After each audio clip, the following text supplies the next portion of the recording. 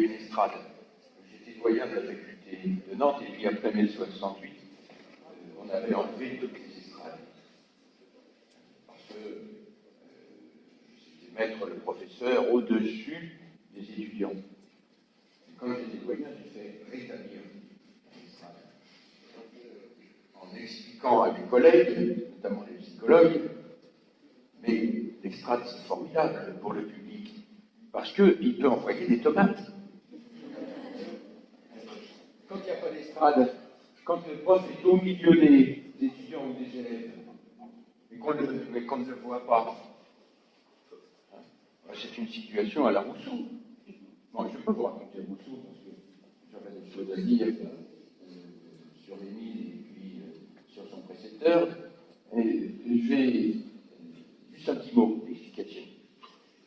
J'ai écrit un livre sur, juste un personnel, j'ai écrit un livre sur Alzheimer, qui se veut à la fois une narration, une partie chronique et une partie proprement philosophique, parce que mon épouse, à l'âge de 60 ans, a développé la maladie. D'abord 7 ans à la maison, et ensuite 7 ans en établissement, dont 5 ans en bataille. Et on est décédé. Bon, c'est une épreuve pour elle, c'est une épreuve évidemment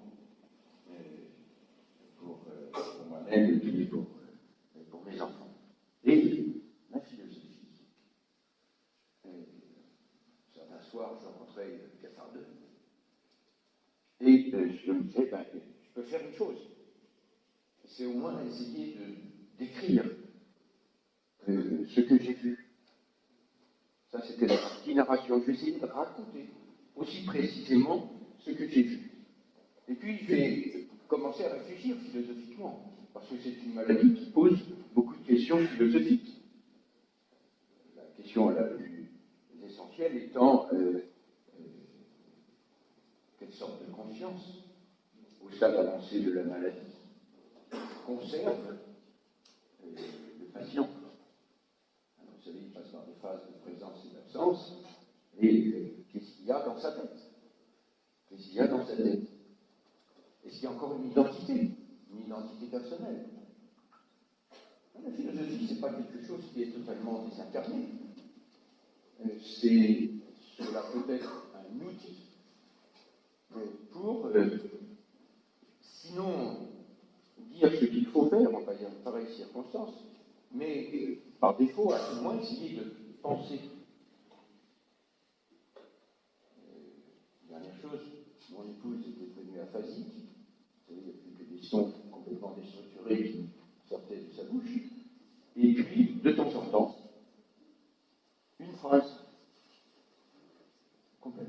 Une fois, elle a déclaré, j'ai l'impression de tomber dans le néant.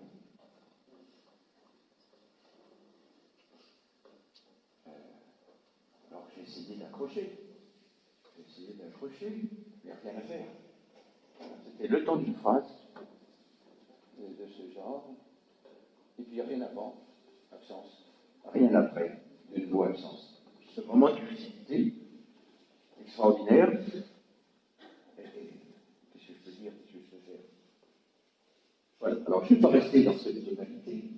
Je voudrais commencer par. J'ai dit ceci pour vous suggérer que la philosophie n'apporte peut-être pas toujours de réponse. Il faut demander des réponses à la philosophie. Elle n'est pas toujours capable de nous apporter des réponses, mais elle permet de penser certaines choses jusqu'à certaines limites. Et j'ai choisi le thème de l'orientation,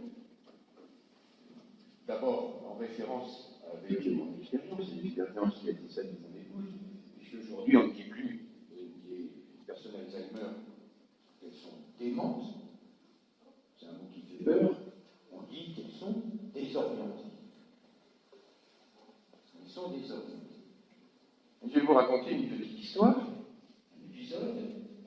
J'allais voir mon épouse presque tous les jours, et j'avais fini par connaître ceux et celles parmi lesquels elle se trouvait. C'est-à-dire, c'était un groupe d'une vingtaine de personnes. l'espace réservé à cette vingtaine de personnes, sur lequel tenaient les chambres, par une porte qui, évidemment, était une porte à code pour éviter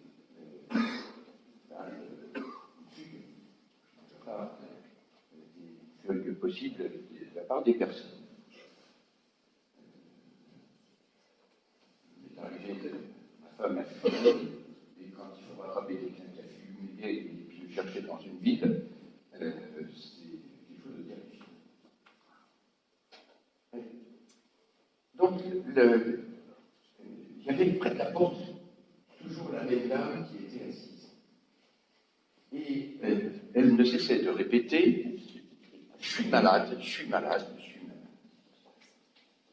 Alors, à chaque fois que je rentrais, je lui disais un mot. J'essayais de... Elle parlait encore. J'essayais d'avoir une conversation avec elle, un début de conversation.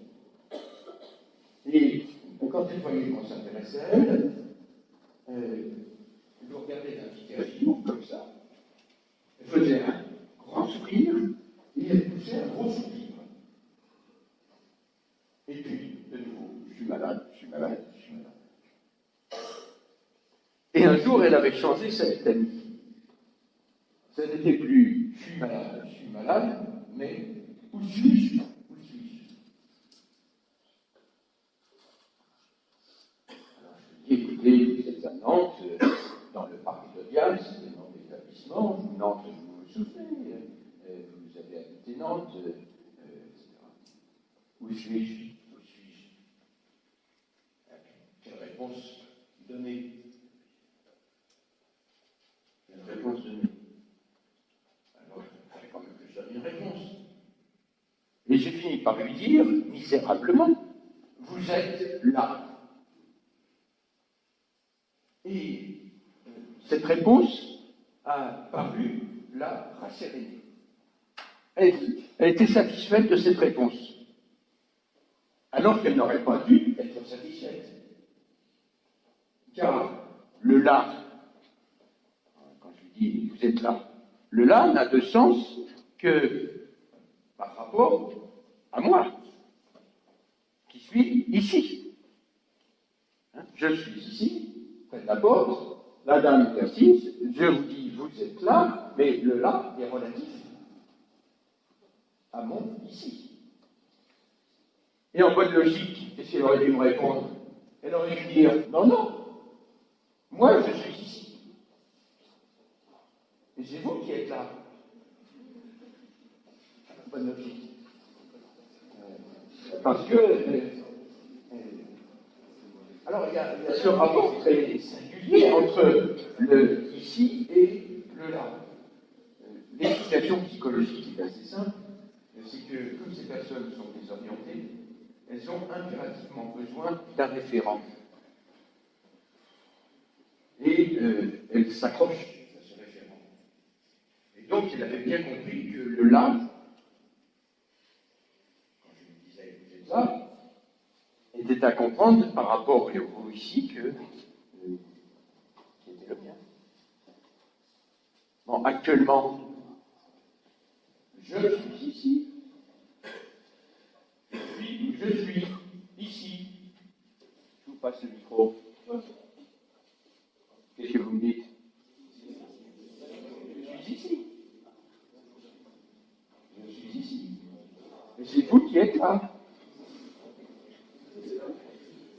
Et donc, il y a ceci de remarquable, c'est que le ici comporte le là et relatif.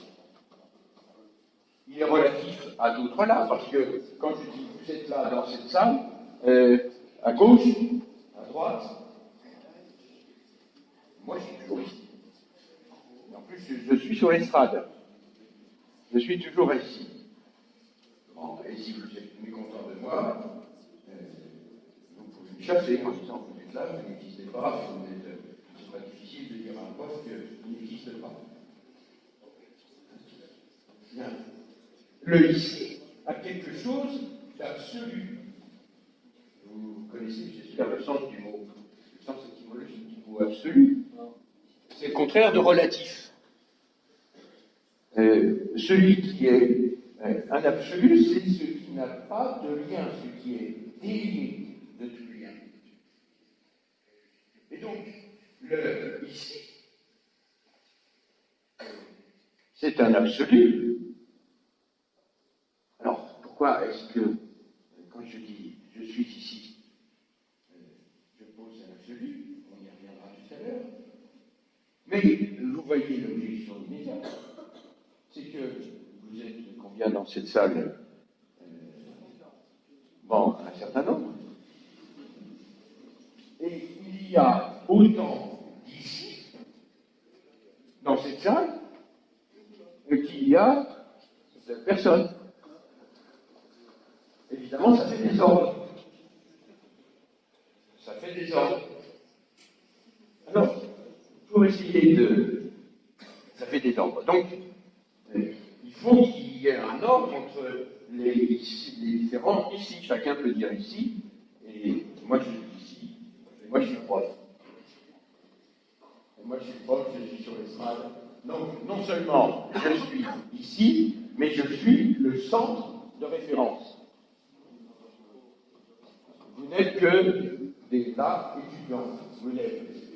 Je suis le centre de référence.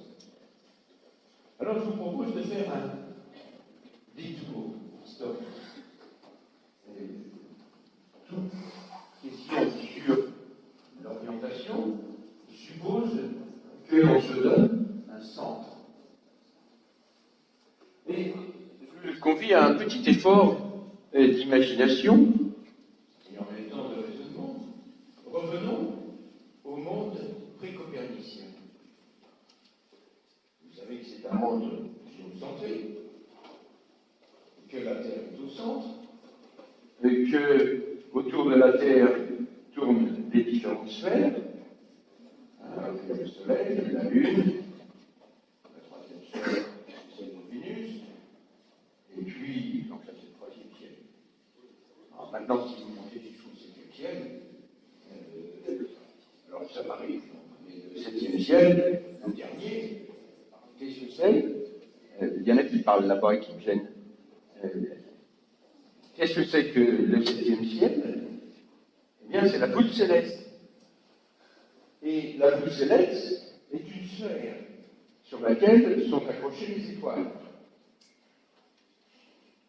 Et toutes les étoiles sont à même distance de la Terre. Qui plus est, par une belle nuit étoilée, nous voyons le bout du monde. La septième sphère, c'est un monde fini, et l'œil porte jusqu'au bout du monde. Donc vous avez ces différentes sphères, emboîtées les unes dans les autres, la Terre au centre, et donc l'homme ne devrait pas avoir de mal à trouver sa place, au moins dans l'ordre cosmologique, il est au centre. Pourquoi ne trouve-t-il pas sa place? Mes chers amis, la réponse est extrêmement simple. Les hommes ont des passions. Et plutôt que d'être au repos, au centre, et d'être contents d'eux-mêmes, ils sont mis en mouvement par leur passion. Vous voyez cette représentation du monde géocentré, anthropocentré, dans les passions mises à part. La place de l'homme dans la nature, elle est connue. La place de l'homme dans le monde, elle est d'emblée connue. L'homme est au centre. Passons à Copernic. Le centre, ce n'est plus la Terre, c'est le Soleil, le système solaire. Donc l'homme n'est plus au centre. Et donc, s'il a besoin d'un centre, vous trouvez le centre. Deuxième chose, l'invention du télescope. Avec le télescope, on aperçoit des étoiles qu'on ne voit pas à l'œil nu. C'est donc qu'il y a une profondeur de champ dans ce qu'on tenait pour une simple enveloppe sur laquelle toutes les étoiles étaient accrochées. Et donc, s'il y a une profondeur de champ, ça veut dire que le monde n'est pas fini, mais il est infini. Troisième chose, si, quand je regarde les étoiles, je dis qu'il y a une profondeur de champ, alors la mesure du monde n'est plus la perception humaine. Dans la représentation antique, l'univers est à la mesure de l'homme. Pourquoi? Parce que la base, c'est la perception humaine. Et la distance qui va de la Terre à la voûte céleste, elle est parcourue par l'œil humain. À partir du moment où je dis, ben non, non, il y a des profondeurs de champ, et puis il n'y a plus de limite, ça peut aller à l'infini, alors il nous faut douter de nos sens. Nos sens sont source d'illusions. Et on peut dire la même chose avec le microscope. On va vers l'infiniment petit. Il y a des choses qu'on ne voyait pas. Et vous voyez que il y a un problème fondamental d'orientation. L'homme ne peut plus dire je suis la mesure du monde. Il ne peut plus dire je suis la mesure du monde. Parce que il y a une illimitation du monde. Autre chose encore, et pour aller sans doute dans le sens des propos de votre professeur, la mathématisation de la physique se fait au début du XVIIe siècle, et on passe d'une physique qualitative, c'est-à-dire une physique où il y a des choses qui ont des propriétés, qui ont des mouvements, etc., à une physique qui est quantitative. Alors, on avait déjà pratiqué la mathématique avant, mais elle était essentiellement, surtout consacrée aux phénomènes astronomiques. Parce qu'il y avait, dans les phénomènes astronomiques, une régularité. Et puis, quand vous regardez la voûte étoilée, vous voyez des points qui se déplacent. Et donc, ce que vous percevez, c'est du mouvement. C'est du mouvement. Évidemment, si vous prenez un télescope, vous allez faire grossir la planète de Mars, et les choses changent. À partir du moment où la mathématique est introduite dans la physique, en quelque sorte, sur Terre, qu'est-ce que c'est que la mathématique? Que font les mathématiques? Les mathématiques, elles établissent des rapports. Elles établissent des, comme on disait au XVIIe siècle, des raisons. Raisons au sens de rapport. Établissent des raisons et ces raisons. Quelle est la chose perceptible qui est susceptible d'être traitée sous forme de rapport? La réponse est très simple, le mouvement. Et par conséquent, le mouvement devient la propriété essentielle de la matière. Mais la mathématique fait plus que cela. J'ai souvenir, quand j'étais en CM2, on nous faisait faire des projets de baignoire. Vous avez une baignoire qui se remplit et qui en même temps se vide. Elle se vide plus lentement qu'elle ne se remplit. Dit en combien de temps la baignoire sera pleine, sachant, bon, c'est un calcul un peu, là, il faut représenter la baignoire qui est que, et vous arrivez en classe de 6e ou en classe de 5e, vous oubliez, c'est pas compliqué. Vous remplacez les phénomènes, vous voyez, les phénomènes perceptifs, par des signes. Et puis, vous établissez une équation. Et puis voilà, c'est réglé. C'est pas compliqué. Mais les mathématiques portent non pas sur les choses, c'est la physique qui porte sur les choses. La mathématique, elle porte sur des signes. Elle n'a affaire qu'à des signes. De sorte que dans les théories contemporaines de la physique, vous avez une théorie mathématique, et puis après, vous avez ce qu'on appelle une sémantique, c'est-à-dire, il faut préciser ce que le signe représente. Donc, on arrive de la sorte à deux sortes de discours. Parce que, je vais dire, mais la représentation pré-copernicienne, c'était quand même curieux. Mais réfléchissez. C'est ce qu'on voit. C'est le monde apparent, ce qui apparaît. Donc, le monde pré-copernicien, c'est le sens commun. C'est le client de tous. Alors, il y a un second discours possible, qui est le discours scientifique. Et on va dire, le sens commun, ce qui apparaît, le sens commun ne perçoit jamais que des phénomènes. Phénomènes, ce qui apparaît. C'est le mot grec, le mot apparition.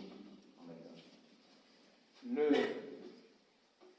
sens commun n'a jamais à faire que des phénomènes. Je regarde par une luminosité la voûte étoilée, cela m'apparaît de telle et telle façon, c'est purement phénoménal. La réalité des choses m'échappe. La réalité des choses m'échappe. Alors, comment la connaître, la réalité des choses qui est derrière le phénomène? Alors, je dirais que c'est la science qui dit la réalité des choses. C'est la science qui dit la réalité des choses. Oui, mais quand on y réfléchit, la science en question, elle passe par la mathématisation. Or, remplacer les choses par des signes pour permettre le calcul mathématique, qu'on appliquera ensuite de nouveau à la réalité physique, mais c'est un acte d'abstraction. C'est un acte d'abstraction. Quand on vous parle du Big Bang et qu'on vous dit que on arrive à une carte de la première seconde, qu'est-ce que ça veut dire? C'est de la pure théorie mathématique. Et puis ensuite, on vous donne une légende physique. Mais vous croyez que le Big Bang, c'est une réalité? Et qu'on peut remonter comme ça à ce qui aurait été réellement et vraiment à l'origine, enfin pas à l'origine absolue, puisqu'il y a toujours un petit décalage. Il y aura toujours un petit décalage. Et vous croyez qu'on arrive à remonter? Non. Vous avez des théories mathématiques extrêmement affûtées, auxquelles on donne un sens physique. Et donc la science elle-même, c'est une opération de l'esprit. Ce n'est peut-être pas l'opération des sens, comme dans le monde apparent, mais c'est une opération de l'esprit. Et donc, est-ce que la science nous dit la réalité des choses? De nouveau, il y a la médiation humaine, un acte de l'esprit que je caractérise en disant que c'est un acte d'abstraction. Bien. Vous avez lu Pascal? Commentaire de Pascal, je résume. Les commentaires de Pascal. Bien entendu, l'une célèbre pensée humaine sur les deux infinis. Sur les deux infinis. L'homme est infiniment grand par rapport à l'infiniment petit, et il est infiniment petit par rapport à l'infiniment grand. Dans l'infini, est-ce qu'il peut y avoir un centre? Non. Comme dit Pascal, le centre est partout et nulle part. Et donc, l'homme, quand il fait l'effort pour se placer au centre, il est partout et nulle part. Il ne trouve pas le centre, il ne peut pas le trouver. Dans un espace infini, on ne peut pas trouver le centre, il n'y en a pas. Mais les hommes continuent de rechercher le centre. Vous vous souvenez, de ici, il faut qu'il puisse falloir comme un centre. Ils continuent de rechercher le centre. Ils ne le trouvent pas. Et donc, il n'y a plus d'autre solution que ce que Pascal appelle le divertissement. Qu'est-ce que c'est que le divertissement au sens pascalien? Ça consiste à être toujours en mouvement. Puisqu'on ne peut pas trouver un centre qui serait un centre de repos, on se met en mouvement. Et on reste toujours en mouvement. Alors, mes chers amis, il y a plusieurs façons de concevoir le mouvement, mais la petite machine, c'est une façon d'être ailleurs. C'est une façon d'être ailleurs. Jamais vous trouverez le repos en consultant votre petite machine. Jamais vous trouverez le repos. Vous serez toujours ailleurs. Et si vous faites, vous allez consulter Facebook pour savoir le dernier message de votre ami quand vous êtes en mouvement, en permanence. Et le divertissement. Alors, vous connaissez la solution de Pascal, et je peux le dire, puisque vous êtes dans un établissement chrétien, la solution, le point fixe, c'est évidemment Jésus-Christ. Là, l'homme est susceptible de trouver le point fixe. Ça, c'est le commentaire de commentaire plutôt tragique. Commentaire plutôt tragique, commentaire. Il y a on peut opposer au classicisme, parce qu'il y a ce sont les classicismes. Quand on passe au romantisme, le romantisme, c'est une philosophie au sens général du terme, c'est une philosophie du mouvement, c'est une philosophie de la passion. Quelle est propre de la passion? C'est qu'elle meurt. Si vous avez des passions, même des passions calmes, vous êtes en mouvement. Donc on peut objecter à Pascal que, dans le fond, le mouvement, ce n'est pas quelque chose de négatif, et qu'il suffit de changer d'idéal et de dire il n'est pas nécessaire de trouver le repos, l'essentiel, c'est d'être dans le mouvement et, si possible, d'avoir des passions fortes et qui portent loin. Vous avez l'âme romantique, vous ne l'avez pas, je ne sais pas. 18 ans, plutôt l'âme romantique. Moi, j'ai l'âme romantique, mais je suis un peu vieux, c'est normal. Et il y a un âge où on finit par se dire que trouver le repos, pas pour le carnet, mais trouver le repos, ça n'est pas évident. Alors, arrivé à ce point-là, je reviens à la question du ici. Il y a quelque chose d'absolu dans le ici, alors que le là est toujours relatif à un ici. Bien. Qu'est-ce qui permet de dire qu'il y a quelque chose d'absolu dans le ici? Absolu, ça veut dire que quand je dis je suis ici, je me fiche éperdument que vous soyez là. Mais je dis vous êtes là et je vous ordonne au point où je suis, c'est-à-dire au ici. Qu'est-ce qui confère au ici caractère absolu? Alors, il y a une réponse très simple. Il y a une réponse très simple. Cogito ergo sum. Cogito ergo sum. Que fait Descartes? Je pense. Je suis. Et donc il suffit que je pense pour que je sois. Et donc, mon existence n'est rien d'absolu. Puisque quand je dis je pense, je suis, je ne réfère qu'à moi-même. Et je n'existe que pour autant que j'ai conscience et que je me pose comme l'existence. Est-ce que vous connaissez le sens du mot performatif? dire, c'est le fait de dire qui fait l'action. Je prends un exemple. Une promesse. Avant que vous ayez dit je promets, il n'y a pas de promesse. Mais vous dites à un autre moment je promets. Et après, vous avez une obligation de respecter votre promesse. Ça, c'est lorsque le langage a une force performative, c'est-à-dire que le langage non seulement signifie quelque chose, mais est lui-même une action. Et il y a dans le cogito ergo sum ce caractère performatif. Je pense, je suis. Bien.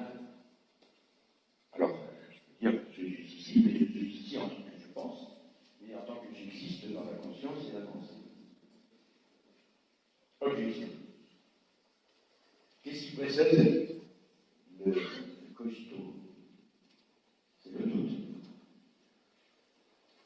C'est le doute. Sur quoi porte le doute? Sur la réalité du monde. Donc, si je dis je pense, je suis, je ne peux plus dire vous êtes là. Parce que vous êtes là, le monde. Je nie, je suspends l'existence du monde. Mais vous savez que mon corps, c'est également une partie du monde. Et par conséquent, cogito ergo sum, j'ai douté jusqu'à l'existence de mon corps. Je doute de mon existence corporelle. Puisque le corps est une partie du monde. On ne peut pas penser le corps sans le traiter, peut-être mon corps. Mais mon corps, il fait partie de la réalité du monde. J'occupe un volume, un espace. J'occupe un lieu. Voilà, précisément, je suis sur l'estrade.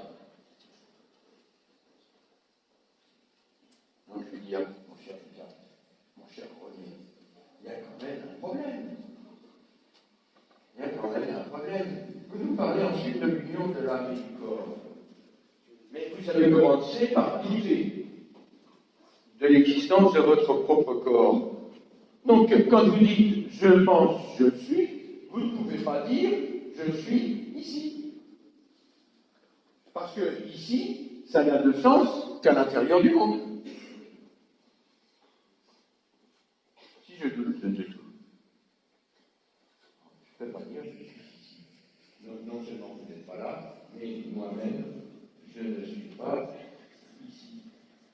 Deuxième objection, assez radicale. J'espère que vous faites des objections aux philosophes que vous rencontrez lorsque votre professeur vous les présente. Deuxième objection. Je pense, je suis. Qui est je?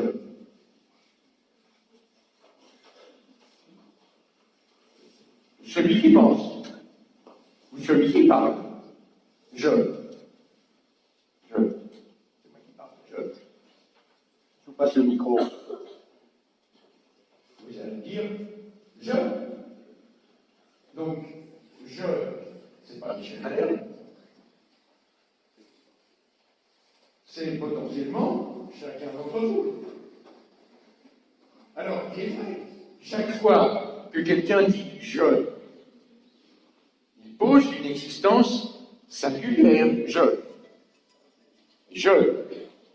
Voilà, je suis sur l'estrade et vous êtes dans la salle. Je. Mais je, c'est n'importe qui. Puisque vous pouvez dire je, et vous pouvez dire moi aussi je suis conscient, je, c'est n'importe qui.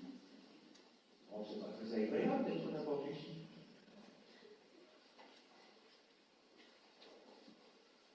Alors, comment s'orienter? Est-ce que le cogito, ça permet de s'orienter? Quand j'ai parlé à la dame, j'ai failli lui donner la réponse de Descartes et lui dire Amsterdam, Amsterdam, pas de problème. Hein, vous êtes où vous êtes, dès lors que vous êtes conscient de vous-même. Vous Vous êtes vous, et cela suffit. Vous êtes vous. Je me suis retenu, parce que l'explication aurait été peut-être un peu violente, aurait été un petit peu violente, et puis dans le fond, elle ne me satisfait pas. Mais il faut bien que je m'oriente. Il faut bien que je trouve un centre. Alors il y a une solution. Il y a une solution qui est de dire, puisque le je, c'est n'importe qui, c'est vous, c'est moi, c'est tout un chacun qui dit je ou qui pense je. Dans le fond, on peut tous nous remplacer par l'homme avec un grand H. Ce qu'il faut considérer, ce n'est pas chacun de nous en tant que nous sommes des existences singulières. Ce qu'il faut considérer, c'est le n'importe qui pense, qui parle. Donc l'homme en général. Et je vais commencer à parler du devenir de l'humanité. Et du progrès de l'humanité, s'il y en a un. Bien. Et là, j'ai la possibilité d'une réponse concernant l'orientation. La question, c'est de trouver quel centre l'homme occupe à l'intérieur du monde. Mais la réponse est très simple dans ce cas-là. Je dis c'est pas compliqué. On va humaniser le monde. On va le transformer. On va le transformer par le savoir, par la technique. Et on va proclamer, c'est une phrase qui revient souvent, mais elle est souvent tronquée, une formule de Descartes, l'homme comme Descartes, comme maître et possesseur de la nature. Voilà. Le centre, c'est l'homme. Pourquoi? À l'intérieur du monde, c'est l'homme. Parce que l'homme transforme la nature, il transforme le monde, et par conséquent, il humanise, et dans ce sens-là, il est le centre. Aujourd'hui, ce n'est pas tellement une réponse qui est acceptée, parce qu'on dit justement de la technique, on proteste contre les transformations qu'on impose à la nature, et le discours est plutôt à l'idée qu'il faut que l'homme, plus modestement, retrouve sa place dans la nature. Mais comment va-t-il retrouver sa place dans la nature? Alors, il y a une autre possibilité, mais je n'en parlerai pas, est-ce qu'on vous a parlé du sublime? Aujourd'hui. De Kant? De Kant. Ça, c'est une réponse. Kant est un personnage important sur ce chapitre. C'est un rationaliste, mais il a eu une influence sur le romantisme allemand qui a été considérable.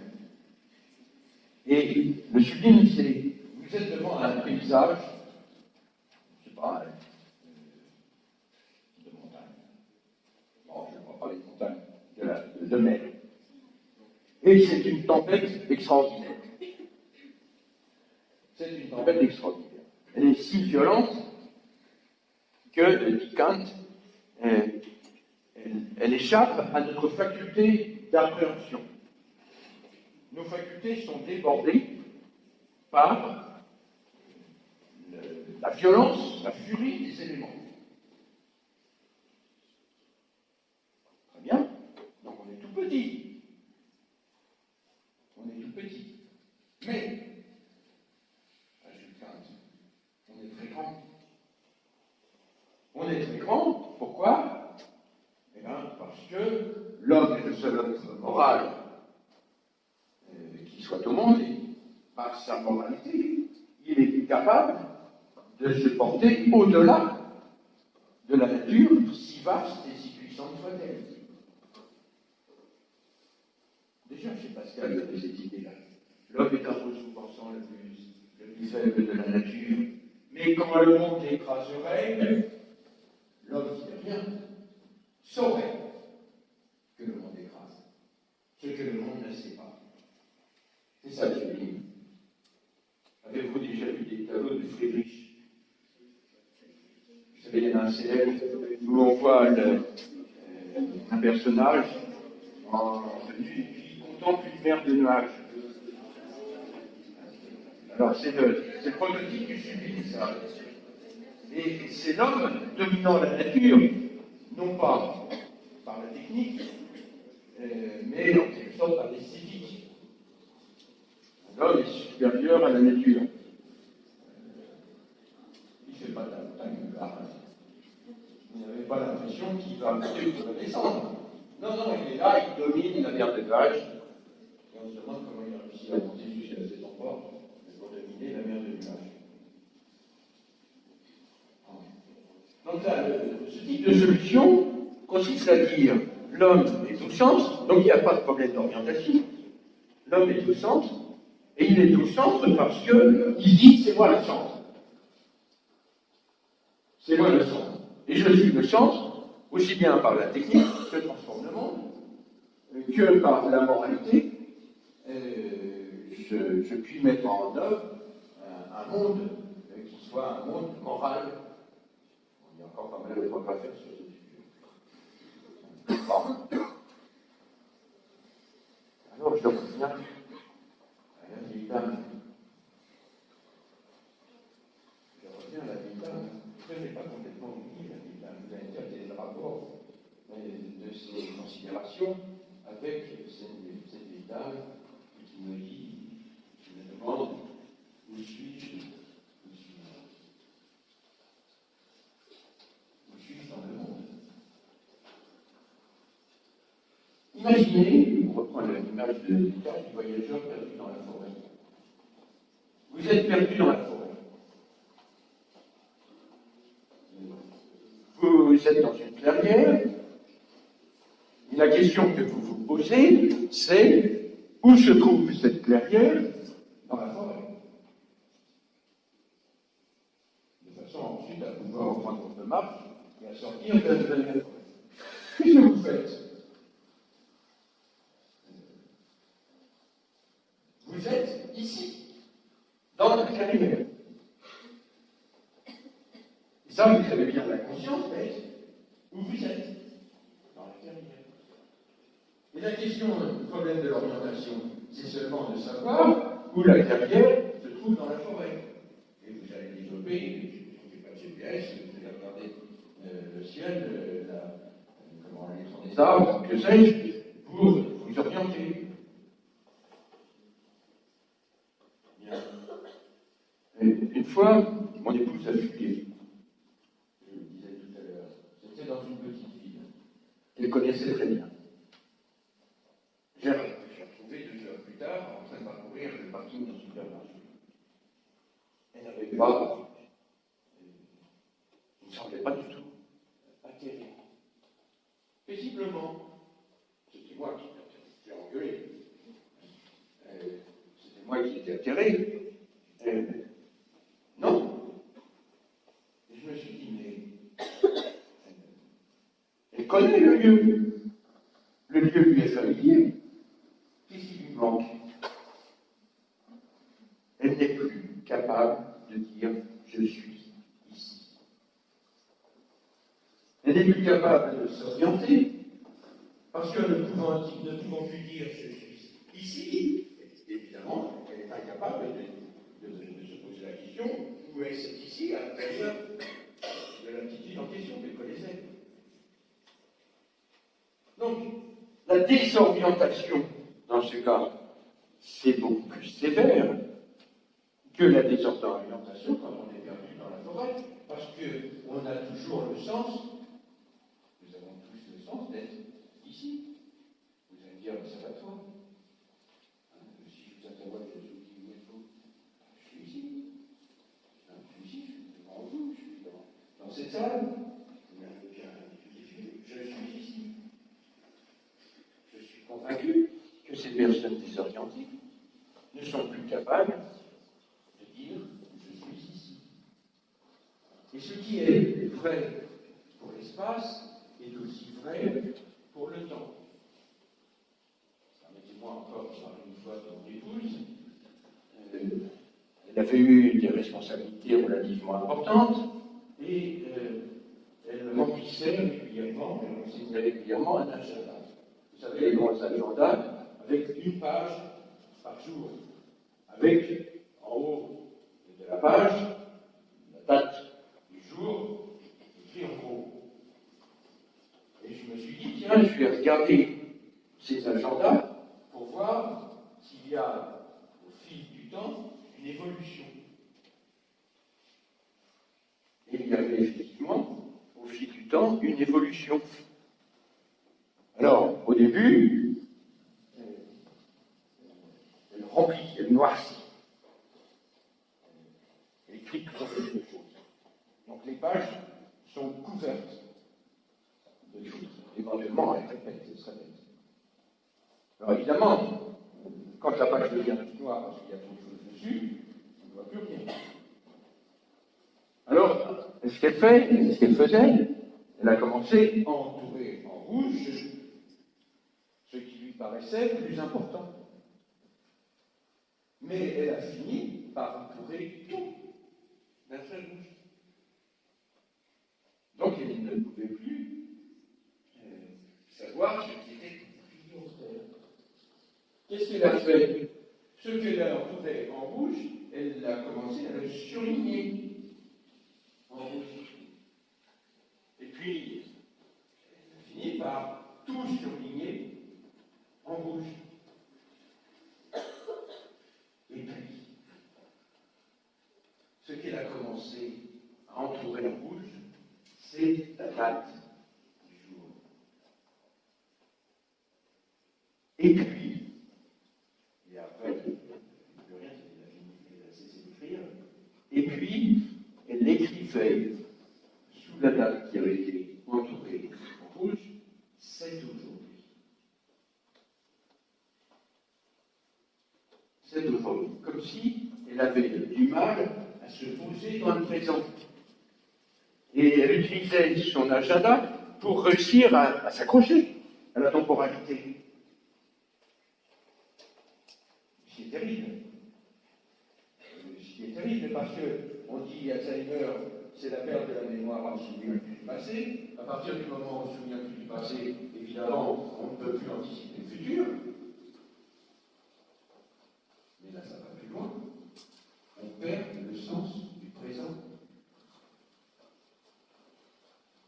On perd le sens du présent, on perd le sens du ici. Alors, je reviens à l'état. Question.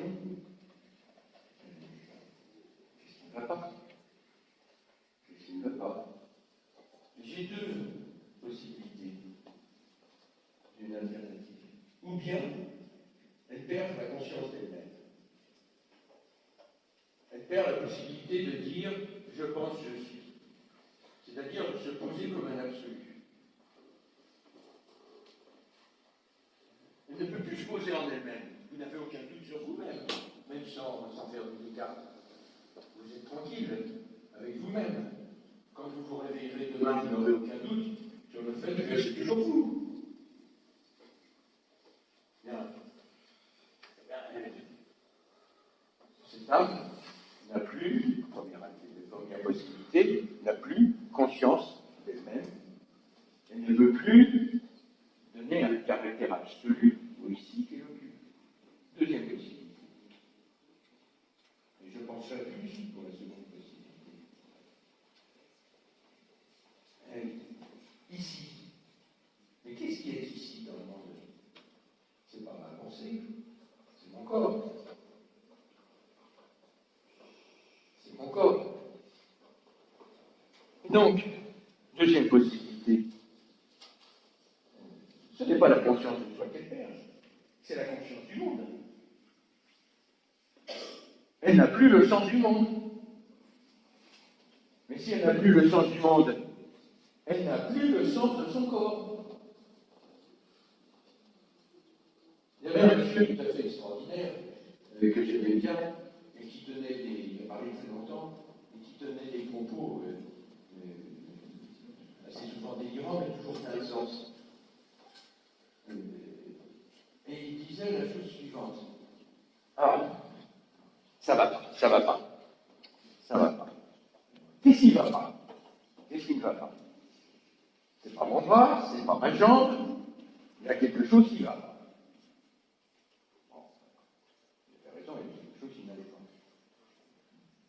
lucidité.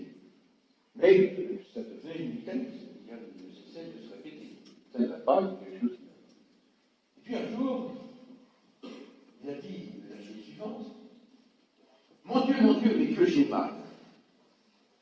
Mais que j'ai mal.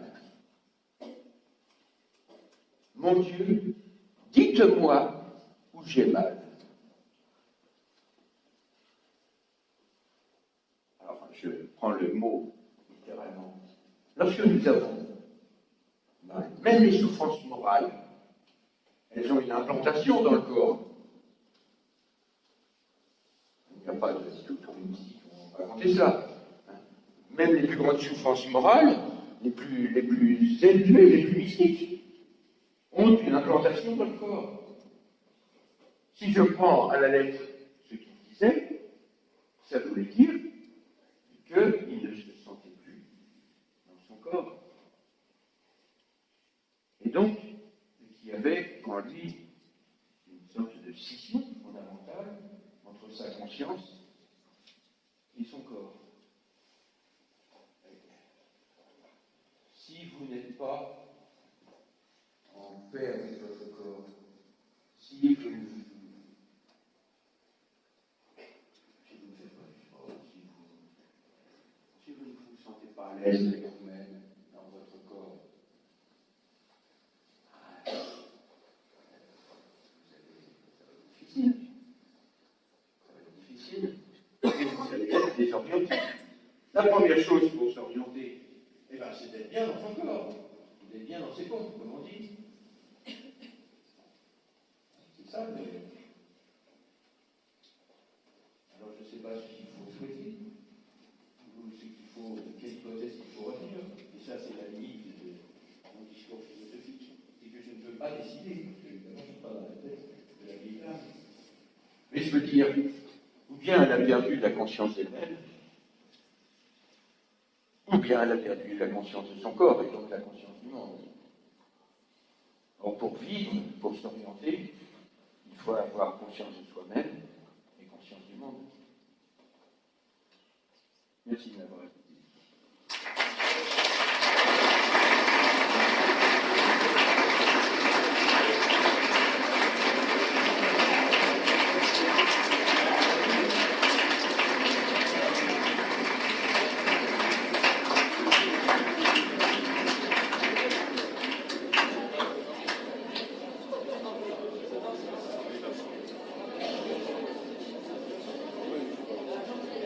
Bien.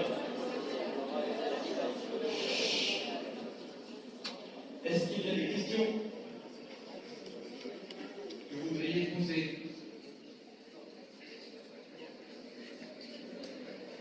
S'en fout à celui qui pose la première question. Une double ration de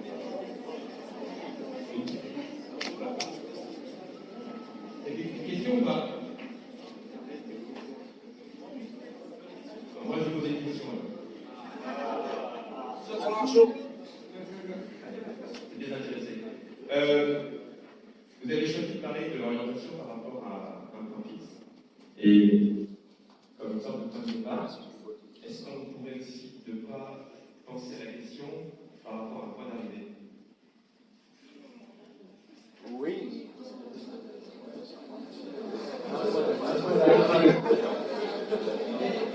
Et vous faites une déplacement. Donc vous allez vous orienter par rapport au point d'arrivée, par rapport à votre but. Mais le but lui-même, le point d'arrivée, comment est-il déterminé? Dans le fond, le point d'arrivée, ça n'est jamais qu'un là parmi d'autres là.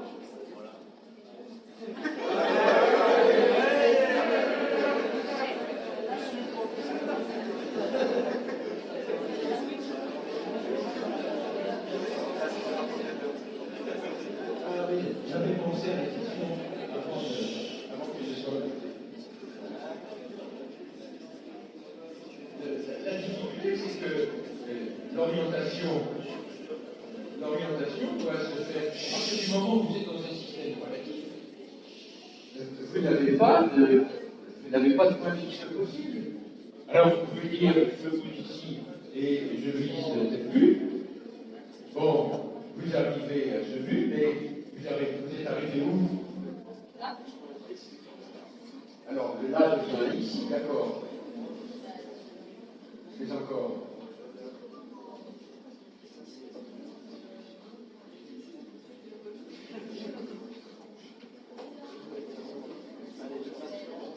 La question? Ah.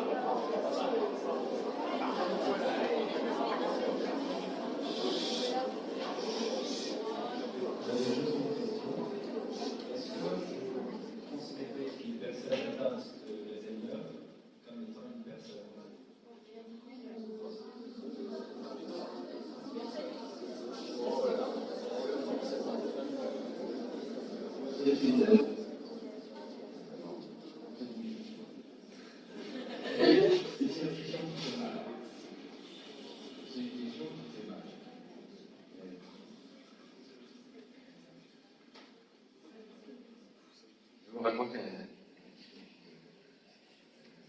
c'était un stade relativement avancé de la maladie. Son truc, c'était de lisser. Il n'arrêtait pas de lisser ses vêtements et on lui mettait autour du cou une écharpe assez longue et il passait son temps à lisser l'écharpe. On lui donnait un peu de tissu et il lissait.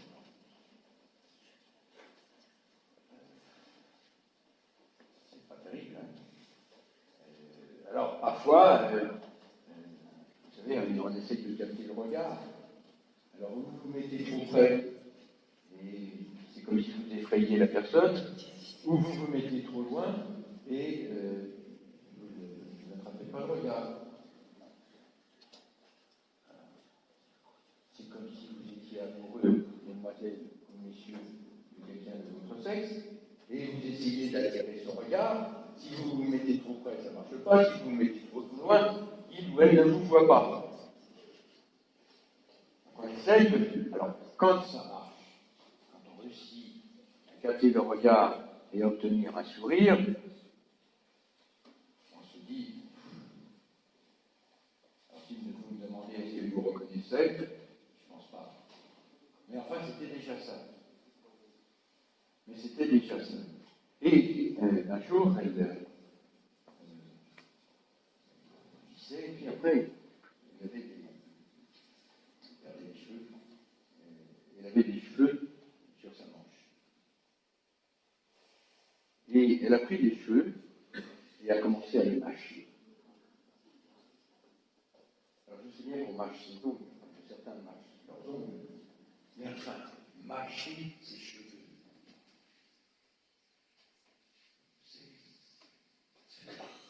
C'est inhumain. C'est inhumain. Est-ce que c'est une personne? Deuxième réponse.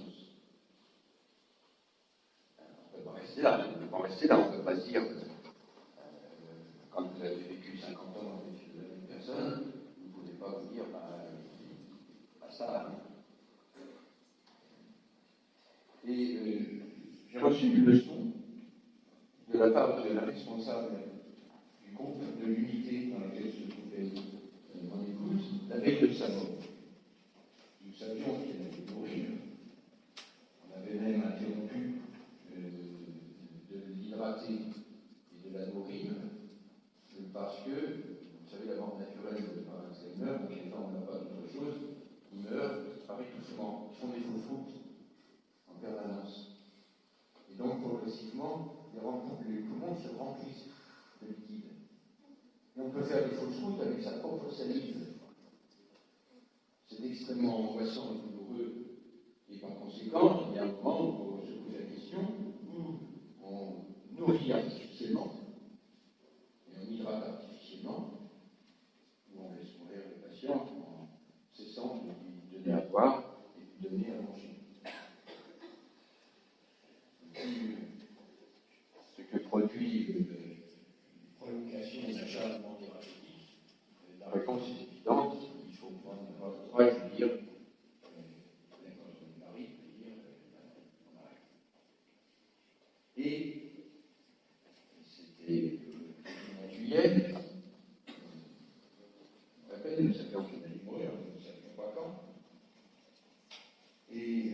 responsable du service, de l'unité, est entré et a dit à mon épouse, je réponds à la question, elle a dit à mon épouse, Madame Valère,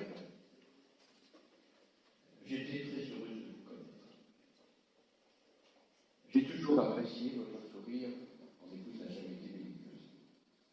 J'ai toujours apprécié votre sourire et j'espère que vous ne vous êtes pas senti trop mal parmi nous. Je pars demain en vacances. Moi-même, vous-même, vous allez entreprendre un long voyage. Alors elle n'a pas ajouté des milliers de vous allez entreprendre un long voyage. Bon, ça veut dire quoi en clair? Vous allez mourir. Vous allez mourir. Alors mon épouse était absente, il n'y avait pas de réaction, mais là, la responsable de l'unité a traité mon épouse comme une personne. En lui disant, je vous tiens pour une personne consciente. Je vous tiens pour quelqu'un qui sait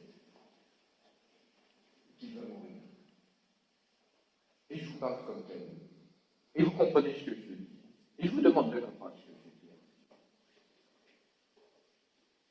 Moi, je n'aurais pas osé. Et j'ai appris quelque chose.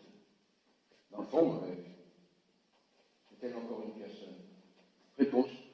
Je te tiens encore pour une personne et j'exige, je te demande de te comporter comme une personne.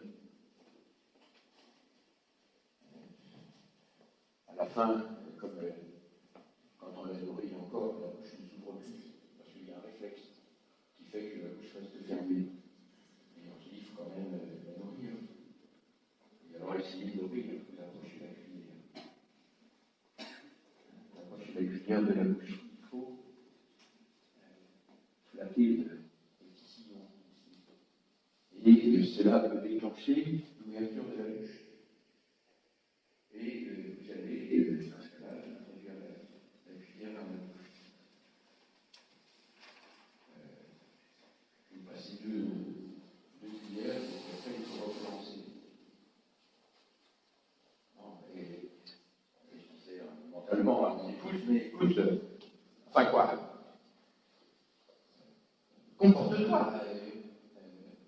comporte-toi comme un être humain.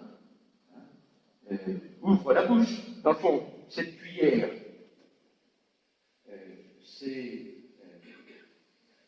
le dernier signe d'humanité, c'est le dernier nœud d'humanité entre toi et moi.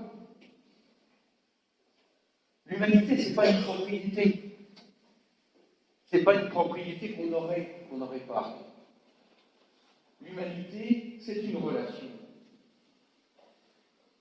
On me disait, c'est pas grave qu'elle soit absente, vous êtes présent, vous. Je disais, non, ça ne marche pas. Parce que pour être présent à mon épouse, il faut que mon épouse soit présente à moi. La relation doit être réciproque. Si la relation n'est pas réciproque, il n'y a pas de relation. Il n'y a pas d'humanité. L'humanité, c'est le lien entre les hommes. Et à partir du moment où on détruit le lien, c'est une maladie qui détruit le lien, qui détruit la personne, qui détruit le lien avec la personne avec autrui,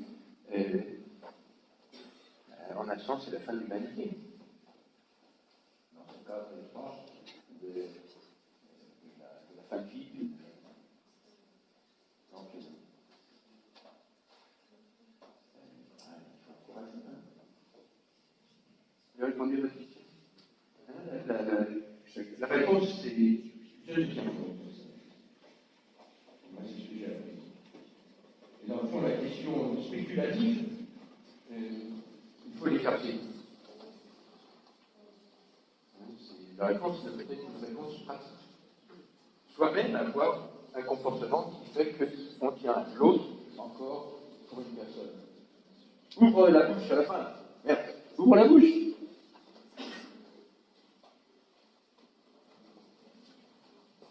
On remercie.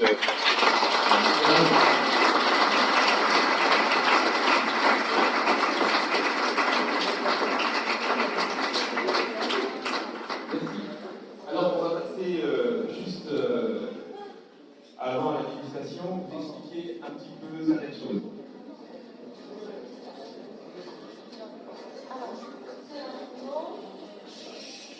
Tout à l'heure, j'ai entendu la question, mais on est où? Alors, c'est le château de Malartic à Grammer. On est cru classé de Grave en vin et vin blanc. Je ne sais pas si vous êtes amateur ou pas encore. Mais ce soir, on va vous faire déguster 2 vins pour ceux qui sont majeurs. Est-ce qu'on a des gens majeurs?